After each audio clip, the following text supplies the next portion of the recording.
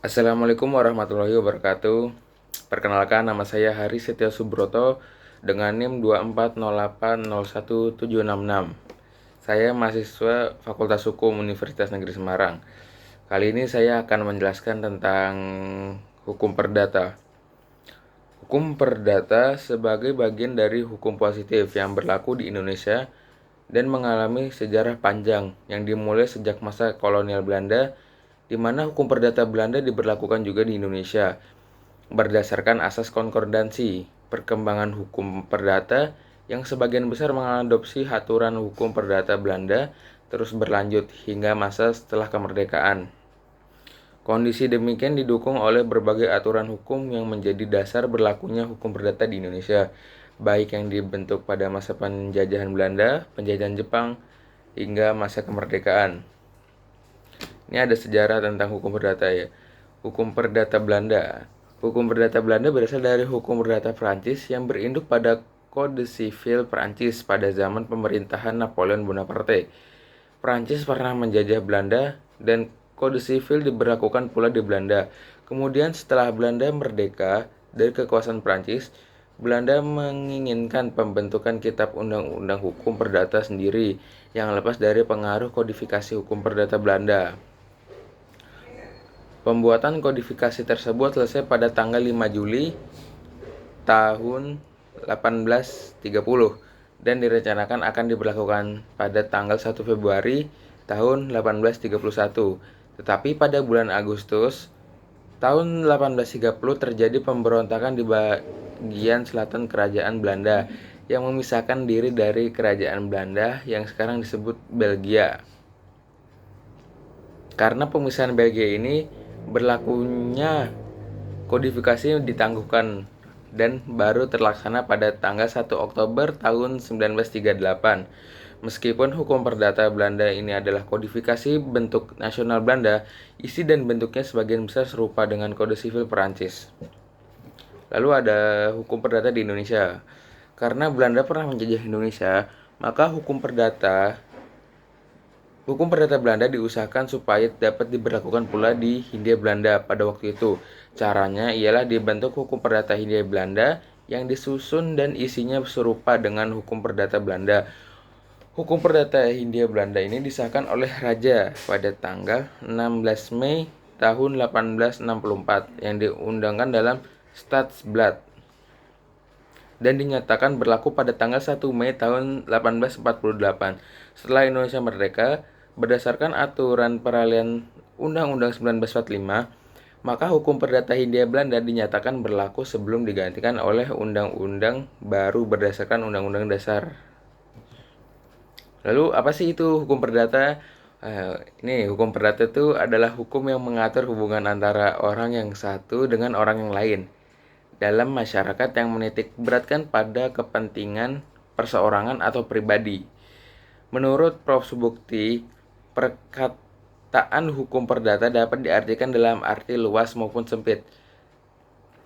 Pengertian hukum perdata dalam arti luas yakni hukum perdata dalam bentuk hukum perdata material dan hukum perdata formil. Hukum perdata material adalah peraturan-peraturan hukum yang mengatur hak-hak dan kewajiban dalam bidang hukum perdata. Sedangkan hukum perdata formil adalah peraturan hukum yang mengatur tentang bagaimana cara mempertahankan hukum perdata material tersebut. Sedangkan perkataan hukum perdata dalam arti sempit digunakan sebagai lawan dari hukum dagang. Sebagaimana tertuang dalam pasal 102 UUDS yang memerintahkan pembukuan atau kodifikasi hukum di Indonesia terhadap hukum perdata dan hukum dagang, hukum pidana sipil maupun hukum pidana militer, hukum acara perdata dan hukum acara pidana, dan susunan serta kekuasaan pengadilan. Terus ada hukum perdata material dibagi menjadi 4 bagian.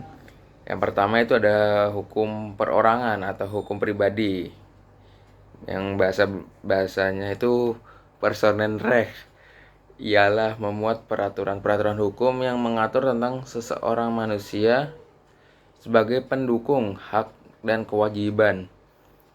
tentang umur, kecakapan untuk melakukan pembuatan hukum, tempat tinggal, dan sebagainya.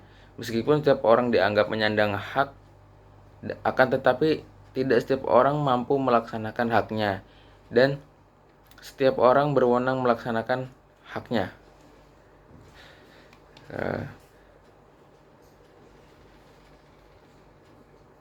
Orang yang menurut undang-undang dinyatakan tidak cakap untuk melakukan perbuatan hukum adalah yang pertama, orang yang belum dewasa, yaitu orang yang belum mencapai umur 18 tahun atau belum pernah melangsungkan perkawinan. Terdapat pada pasal 1330 BW Jo pasal 47 UU nomor 1 tahun 1974. Yang kedua, ada orang yang berada di bawah pengampuan, yaitu orang dewasa yang selalu dalam keadaan gila, mata gelap, dan pemborosan. Yang ketiga, ada orang yang dilarang undang-undang untuk melakukan perbuatan-perbuatan hukum.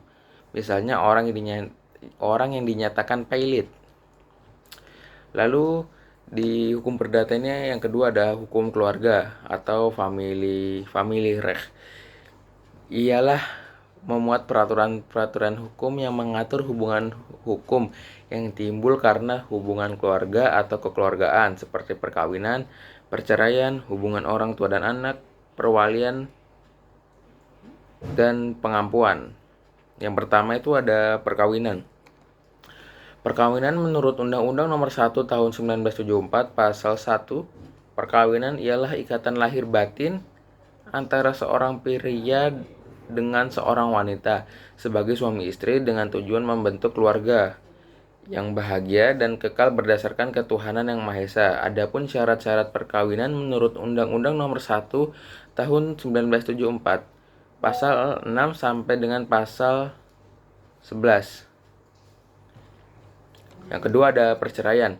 Putusnya perkawinan menurut Pasal 38 Undang-Undang Nomor 1 Tahun 1974 dapat disebabkan karena kematian, perceraian, dan atas keputusan pengadilan. Ketiga ada kekuasaan orang tua. Menurut ketentuan pasal 45 sampai dengan pasal 49 Undang-Undang Nomor 1 Tahun 1974 hanya orang tua yang dapat menjalankan kekuasaan orang tua. Keempat ada kedudukan anak. Anak sah merupakan dilahirkan dalam atau sebagai akibat perkawinan yang sah. Dalam pasal 42 UU Nomor 1 Tahun 1974 Pasal 250 KUHP Perdata. Yang kelima ada perwalian. Perwalian secara tegas diatur dalam ketentuan pasal 50 sampai dengan pasal 54 Undang-Undang Nomor 1 Tahun 1974. Lalu di hukum perdata ini ada hukum harta dan kekayaan atau Vermogenrecht. Ialah memuat peraturan-peraturan hukum yang mengatur hubungan-hubungan hukum seseorang dalam lapangan harta kekayaan seperti perjanjian, hak milik, gade, dan sebagainya. Ada pula macam-macam hukum benda. Lalu yang ketiga nih di hukum perdata ini ada hukum harta kekayaan. Ialah memuat peraturan hukum yang mengatur hubungan hukum seseorang dalam lapangan harta kekayaan seperti perjanjian, hak milik, gade, dan sebagainya. Ada pula macam-macam hukum benda. Yang pertama ada hukum benda bergerak dan tidak bergerak.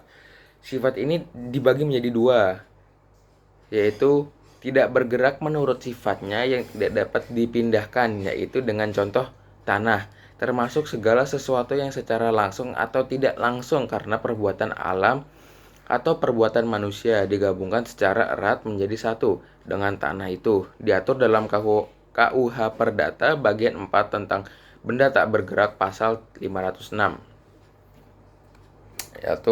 Lalu ada benda tidak bergerak karena tujuan pemakaiannya, ialah segala apa yang meskipun tidak secara sungguh-sungguh digabungkan dengan tanah atau bangunan, dimaksudkan untuk mengikuti tanah atau bangunan itu untuk waktu yang agak lama, yaitu misalnya mesin-mesin dalam suatu pabrik yang telah diatur dalam KUH Perdata bagian 4 tentang barang tak bergerak pasal 507.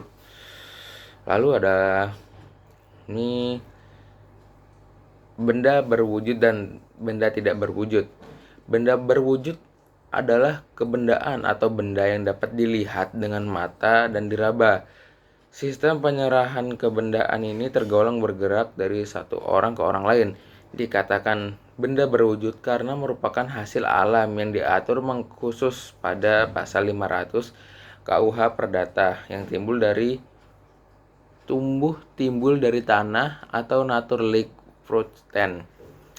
Ada pada pasal 502 ayat 1. Lalu ada hasil dari usaha sendiri seperti buah-buahan yang berasal dari pohon atau dilahirkan oleh binatang-binatang seperti telur, susu sapi. Nah, lalu ada hasil pekerjaan atau kerajinan yang dihasilkan dari kerajinan atau pekerjaan atau dari binatang juga bisa yang melahirkan keturunannya yang diatur pada pasal 502 ayat 2 KUH Perdata. Benda tidak berwujud merupakan benda yang timbul dari suatu hubungan benda.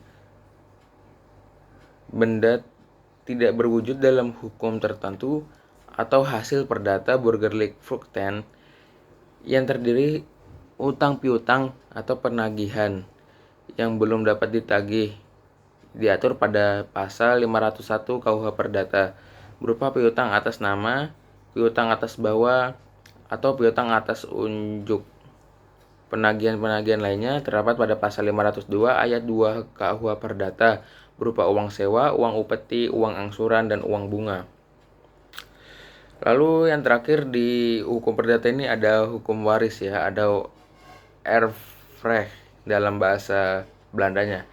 Ialah memuat peraturan-peraturan hukum yang mengatur tentang benda atau harta kekayaan seseorang yang telah meninggal dunia. Dengan kata lain, hukum waris adalah hukum yang mengatur peralihan benda dari orang yang meninggal kepada orang yang masih hidup.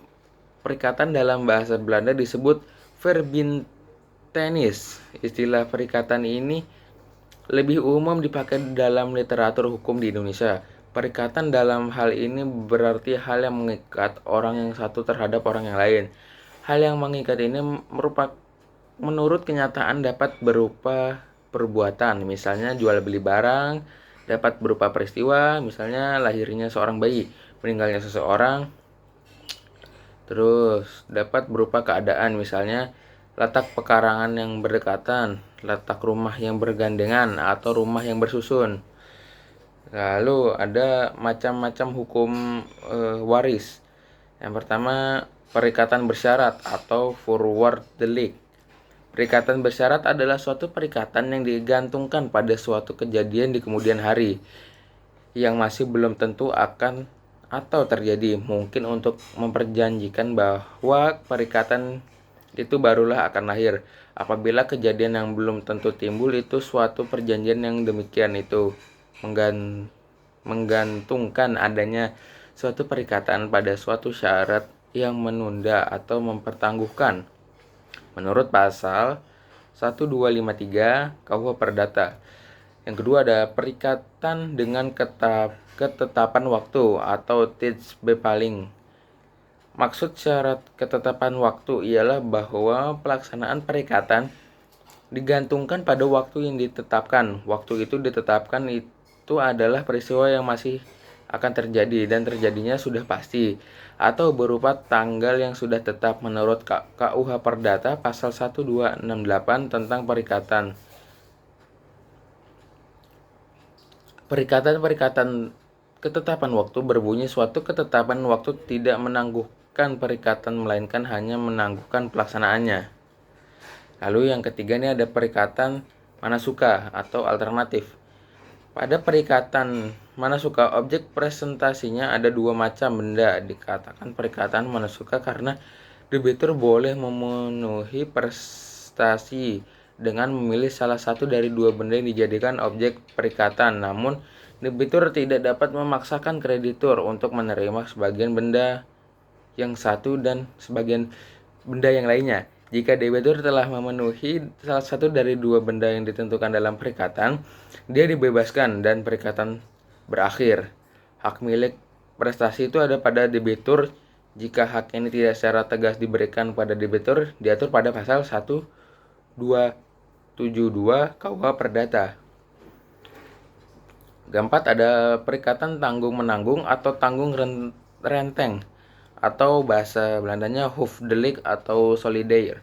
Ini adalah suatu perikatan di mana beberapa orang bersama-sama sebagai pihak yang berutang berhadapan dengan suatu orang yang mengutangkan, atau sebaliknya, beberapa orang bersama-sama berhak menagih suatu piutang dari satu orang. Tetapi perikatan semacam yang belakangan ini sedikit sekali terhadap dalam praktik. Yang kelima, ada perikatan yang dapat dibagi atau perikatan yang tidak dapat dibagi.